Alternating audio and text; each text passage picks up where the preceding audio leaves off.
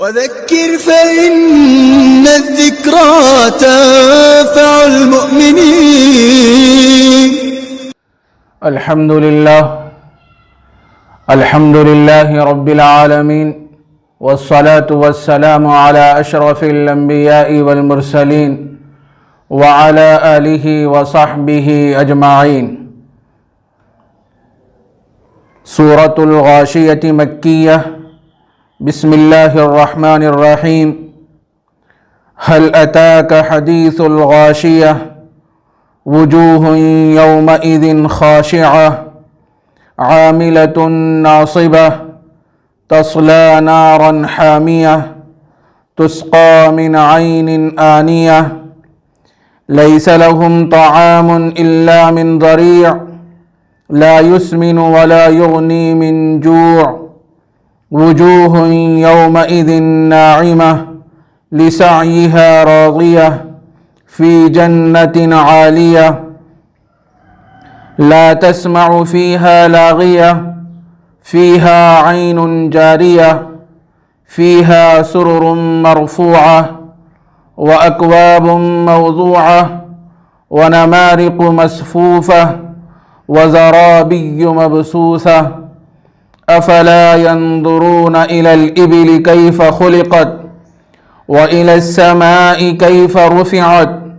وإلى الجبال كيف نصبت وإلى الأرض كيف سطحت فذكر إنما أنت مذكر لست عليهم بمسيطر إلا من تولى وكفر فيعذبه الله العذاب الأكبر إن إلينا إيابهم ثم إن علينا حسابهم. صدق اللہ العظیم. قابل احترام ناظرین و سامعین کرام، سورۃ الغاشیہ یہ مکی سورت ہے. اس میں 26 آیتیں ہیں. قیامت کے بہت سے نام بیان فرمائے گئے ہیں. ان میں سے ایک نام غاشیہ بھی ہے. غاشیہ کہتے ہیں چھا جانا، چونکہ قیامت سب پر محیط ہوگی، سب پر چھا جائے گی اور اس کا اثر سب پہ ہوگا. اس واسطے اس کو غاشیہ کہا جاتا ہے. اس صورت میں حق تعالی جل شانہ نے مومنین اور مشرکین کے کچھ احوال اور ان کی جزا اور سزا کو بیان فرمایا ہے، اور اسی طرح اللہ تعالیٰ نے اپنی قدرت کی بعض چیزیں ذکر فرمائی ہیں، اور اس میں کفار اور مشرکین کو یہ دعوت دی گئی ہے کہ تم ان چیزوں کو دیکھو، اللہ نے ان کو اپنی قدرت سے کیسے پیدا فرمایا ہے. هل اتاک حدیث الغاشیہ،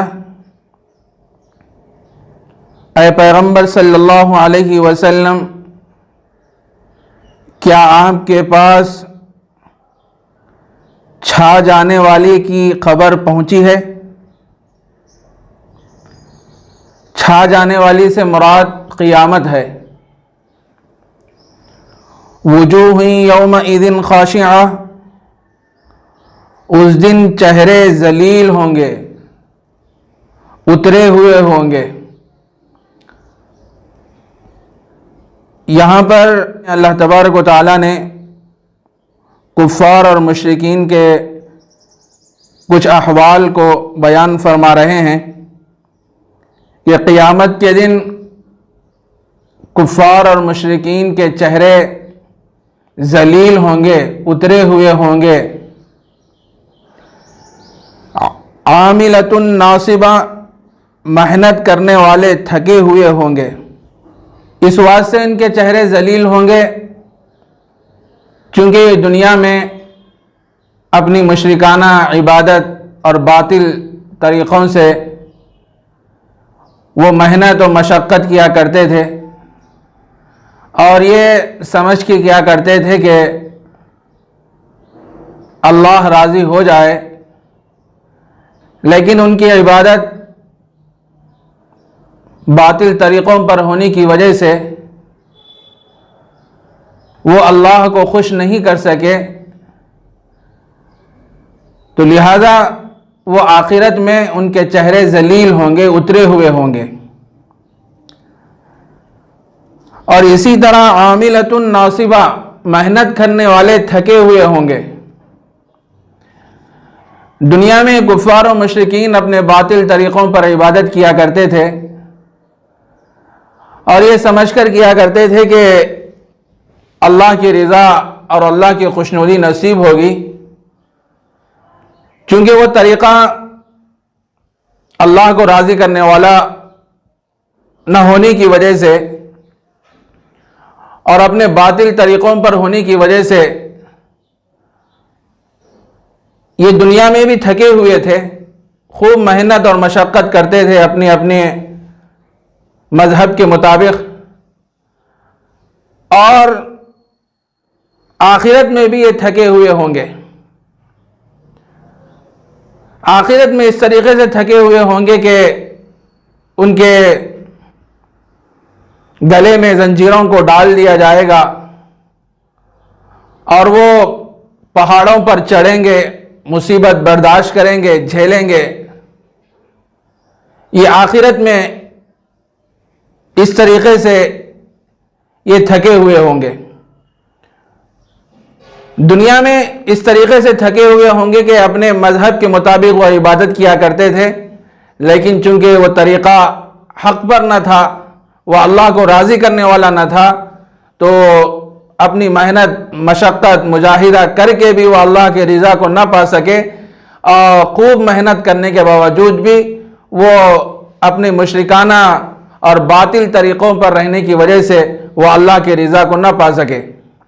حضرت عمر فاروق رضی اللہ تعالیٰ عنہ ایک مرتبہ ملک شام گئے تو وہاں پہ ایک راہب کو دیکھے کہ جو عمر رسیدہ ہے اور وہ اپنے مذہب کے مطابق عبادت کیا کرتا ہے اور خوب محنت اور مجاہدہ کرتا ہے، اور اس محنت اور مجاہدے کی وجہ سے اس کا چہرہ تھکا ہوا ہے اور خستہ حال ہے۔ حضرت عمر فاروق رضی اللہ تعالیٰ عنہ نے اس شخص کو دیکھا اور آپ کی آنکھوں میں آنسو آ گئے۔ لوگوں نے پوچھا کہ آپ کیوں رو رہے ہیں؟ تو حضرت عمر فاروق رضی اللہ تعالیٰ عنہ نے فرمایا کہ مجھے اس بوڑھے کے حال پہ رحم آیا، چونکہ یہ اپنے مذہب کے موافق اور مذہب کے مطابق یہ عبادت کیا کرتا تھا اور خوب محنت اور مجاہدہ کرتا تھا، خوب دوڑ دھوپ کیا کرتا تھا، لیکن وہ اللہ کے رضا کو حاصل نہیں کر سکا، اللہ کی خوشنودی کو حاصل نہیں کر سکا۔ اس واسطے مجھے اس بوڑھے کے حال پہ رحم آیا اور میرے آنکھوں سے آنسو روا ہو گئے۔ تصلیٰ ناراً حامیہ، وہ دہکتی ہوئی آگ میں داخل ہوں گے۔ نار کہتے ہیں آگ کو، حامیہ دہکتی ہوئی گرم۔ آگ چونکہ گرمی ہوتی ہے، لیکن قیامت کی جو آگ ہوگی وہ ایسی آگ ہوگی کہ وہ کبھی کم نہیں ہوگی، اس کی شدت اور اس کی حرارت بڑھتی جائے گی، ہمیشہ ہمیشہ وہ آگ گرم ہی رہے گی۔ دنیا کی آگ ایسی ہوتی ہے کہ کسی وقت کم ہوتی ہے، کسی وقت زیادہ ہوتی ہے، لیکن آخرت کی جو آگ ہوگی وہ ہمیشہ گرم ہی رہے گی اور اس کے اندر حرارت بڑھتی جائے گی۔ تسقیٰ من عین آنیہ، اور انہیں کھولتے ہوئے چشمے سے پلایا جائے گا۔ مشرکین اور کفار کو قیامت کے دن کھولتے ہوئے چشمے سے پلایا جائے گا۔ لیس لہم طعام الا من ضریع، ان کو کوئی کھانا نصیب نہیں ہوگا سوائے زریع کے۔ زریع ایک کانٹے دار درخت کو کہتے ہیں اور اس کے اندر بدبو ہوتی ہے اور اس کا ذائقہ ایلوے سے بھی زیادہ کڑوا ہوتا ہے اور جانور اس کے قریب نہیں جاتے۔ تو جہنمیوں کو قیامت کے دن جو غذا دی جائے گی وہ زریع دی جائے گی، اور وہ ایسی غذا ہوگی کہ لا یسمن ولا یغنی من جوع، جو نہ موٹا کرے گی اور نہ بھوک کو دفع کرے گی۔ وہ ایسا پھل ہوگا، وہ غذا ایسی غذا ہوگی جس کی وجہ سے آدمی نہ موٹا ہوگا اور نہ بھوک اس سے مٹے گی۔ یہاں تک کفار اور مشرکین کے احوال اور ان کی سزا کا بیان تھا۔ آگے کی جو آیتیں ہیں وجوہ یومئذ ناعمہ سے، یہاں سے مومنین کا تذکرہ ہے، اور دنیا میں چونکہ وہ اللہ کو راضی کرنے والے اعمال کیے تھے، اللہ کو خوش کیے تھے، تو قیامت کے دن اور جنت میں اللہ تبارک و تعالیٰ ان کو کن کن انعامات سے نوازیں گے، اس کا تذکرہ ان آیتوں میں بیان فرمایا گیا ہے۔ وجوہ یومئذ ناعمہ، اس دن بہت سے چہرے بارونق ہوں گے، لسعیہا راضیہ، اپنے کاموں کے بدولت خوش ہوں گے۔ دنیا میں چونکہ وہ اچھے اعمال کیے تھے، اچھے کام کیے تھے، اللہ کو راضی کرنے والے اعمال کیے تھے، وہ اپنے کاموں کی بدولت خوش ہوں گے۔ فی جنت عالیہ، وہ بہشت بری میں داخل ہوں گے۔ وہ جنت ایسی ہوگی کہ مرتبے کے اعتبار سے بھی بلند ہوگی اور ظاہری اونچائی کے اعتبار سے بھی بلند ہوگی۔ تو مومنین کو بہشت بری میں داخل کیا جائے گا۔ لا تسمع فیہا لاغیہ، اس میں کوئی لغو بات نہیں سنیں گے۔ جنت میں مومنین اور اللہ کے فرمانبردار اطاعت گزار بندے کوئی لغو اور بیکار بات نہیں سنیں گے۔ وہاں کوئی گالی گلوچ، بدتمیزی، بہتان اور کوئی گناہ کی بات نہیں سنیں گے۔ لا يسمعون فیہا لغوا ولا تأثیما، کہ جنت میں مؤمنین نہ کوئی لغو بات سنیں گے، نہ کوئی گناہ والی بات سنیں گے۔ فیہا عین جاریہ، اس میں بہتے ہوئے چشمے ہوں گے۔ فیہا سرر مرفوعہ، اور اس میں اونچے اونچے تخت ہوں گے۔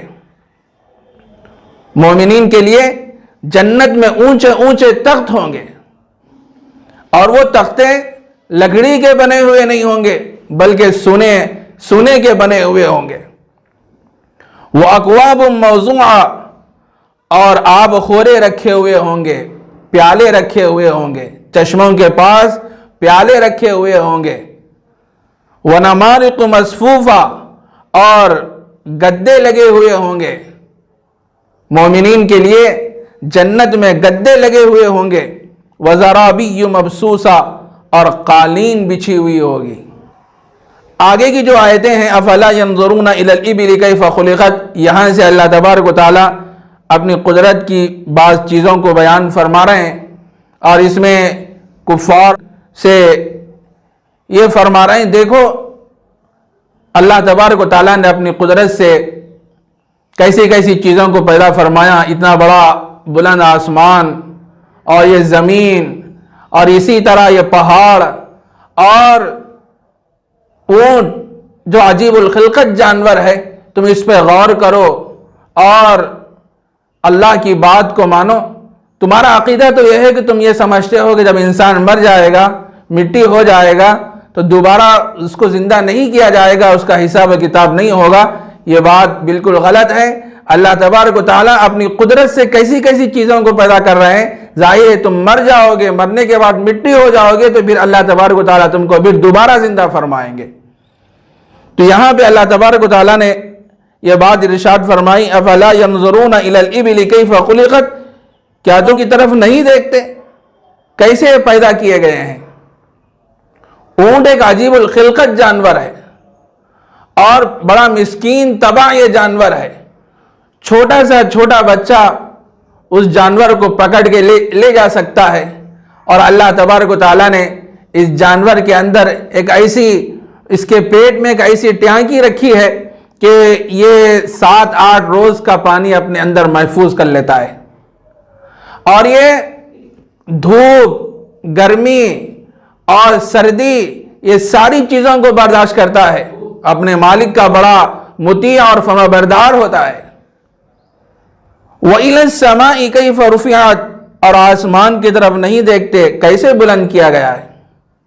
یہ اتنا اونچا آسمان جس کو اللہ تبارک و تعالیٰ نے بغیر ستون کے قائم فرمایا ہے۔ وَإِلَى السَّمَاءِ كَيْفَ رُفِعَتْ، آسمان کی طرف نہیں دیکھتے کیسے بلند کیا گیا۔ وَإِلَى الْجِبَالِ كَيْفَ نُصِبَتْ، اور پہاڑوں کی طرف نہیں دیکھتے کیسے وہ نصب کیا گیا ہے، کیسے کھڑے کیے گئے ہیں۔ وَإِلَى الْأَرْضِ كَيْفَ سُطِحَتْ، اور زمین کی طرف نہیں دیکھتے کیسے بچھائی گئی ہے۔ اللہ تبارک و تعالیٰ نے اپنی قدرت کی بعض چیزوں کا یہاں تذکرہ فرمایا۔ اونٹ ہے، آسمان ہے، زمین ہے، اور اسی طرح پہاڑ ہیں۔ تم غور کرو ان چیزوں میں، اللہ تبارک و تعالیٰ نے اپنی قدرت سے ان چیزوں کو پیدا فرمایا۔ اس کے بعد اللہ تبارک و تعالیٰ نے آگے کی آیت میں یہ بات ارشاد فرمائی۔ نبی اکرم صلی اللہ علیہ وسلم سے اللہ تبارک و تعالیٰ فرما رہے ہیں، فذکر، اے نبی صلی اللہ علیہ وسلم آپ نصیحت فرماتے رہیے۔ انما انت مذکر، بے شک آپ نصیحت کرنے والے ہی ہیں، آپ کے ذمے نصیحت کرنا ہی ہے، راہ راست پر لانے کی کوشش کرنا ہے، راستہ دکھلانا آپ کا کام ہے، آپ نصیحت کرتے رہیے۔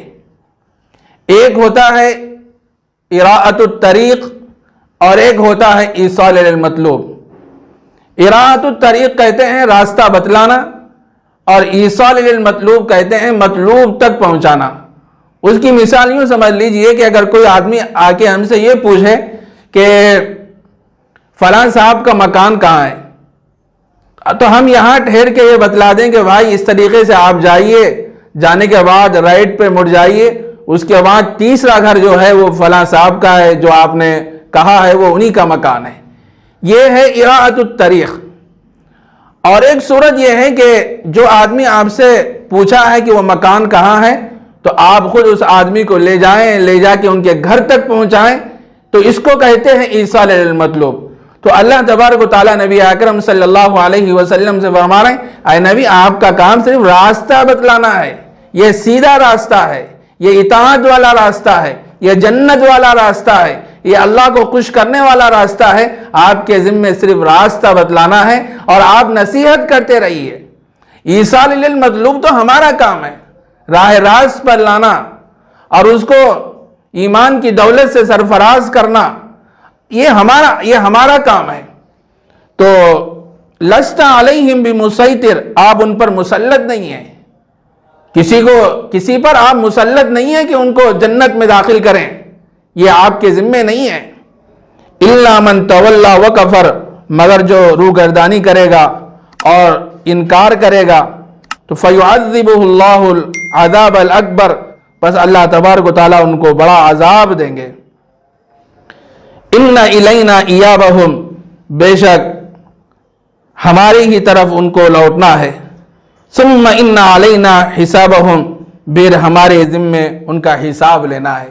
اللہ تبارک و تعالیٰ فرما رہے ہیں نبی اکرم صلی اللہ علیہ وسلم سے، اے نبی صلی اللہ علیہ وسلم آپ نصیحت کرتے رہیے، دنیا میں